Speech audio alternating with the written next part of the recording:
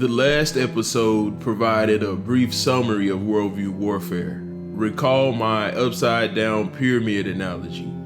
It shows that there are levels to worldview warfare.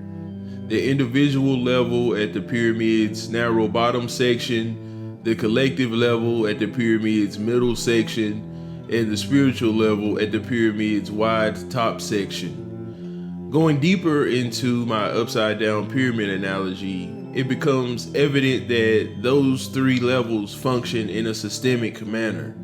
So worldview warfare is basically a system of systems.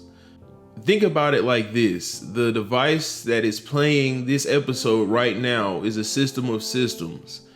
Its CPU, a system, is reading data stored in the device's memory, which is also a system. And in order for you to hear my voice right now, some neuron in your inner ear had to receive a signal along its antenna-like extension, a system, so that its nucleus, another system, could route that signal along to your brain. Merging the nature example with the technology example, we come to the work of someone who influenced my conception of worldview warfare early on, Jacques Ellul. Ellul was a French sociologist who wrote books like The Technological System and Propaganda. For Ellul, propaganda was analogous to the sea. The countless waves on the sea's surface symbolized what he refers to as active propaganda. Aside from the waves, the sea's surface as a whole symbolizes what he refers to as sub-propaganda. Together, sub-propaganda and active propaganda work to pull the target audience in. And if the propaganda is effective, the target audience is eventually submerged in an artificial reality that the target audience itself helps to maintain. More on propaganda later, but for now, I hope you see what I mean.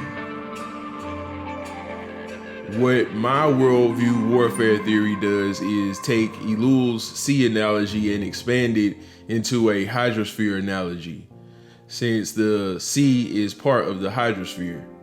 My hydrosphere analogy has 5 components. I will keep things brief for now, but I will go into greater detail about each component in future episodes. So imagine, right now, we're hovering far above the earth. 2 massive bodies, the sun and the moon, are falling in and out of alignment. This is where we see the hydrosphere's largest system at work below, the tidal system. In this way, tides are analogous to the first component of worldview warfare, the zeitgeist. The zeitgeist represents the overall spiritual, social, and mental disposition of an era. That era can be world history in general or any particular place in time.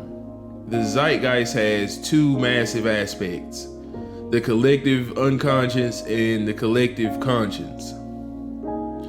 Now, as we quickly descend down towards our planet, we start seeing the effects of the wind system on our surroundings. Wind is the main means by which solar energy is spread across the earth. In this way, wind is analogous to the second component of worldview warfare, technique. Ellul described technique as the main means by which humankind's faith in technology and culture for physical and spiritual survival is spread through the generations. As we continue descending towards a sunlit sea, we see the surface wave system at work. Surface waves are the most dramatic force behind erosion. Here's where Ellul's analogy comes back into focus. Propaganda is the third and most dramatic component of worldview warfare. Moving deep underneath the sea's surface, we see the effects of the local current system on our surroundings. It is part of an enormous network of currents that weave around the planet, regulating Earth's climate. In this way, currents are analogous to the fourth component of worldview warfare, wicked deception. In wicked deception, lies are seamlessly interwoven into the truth. As we approach the bottom of the sea, impenetrable darkness closes in. Since we cannot see the water, but we can sense its presence all around, let's focus on it for a moment. Water is universal to all of Earth's life forms. In this way, it is analogous to the fifth component of worldview warfare, something I refer to as revolution. In revolution, a universal vulnerability in humankind is exploited.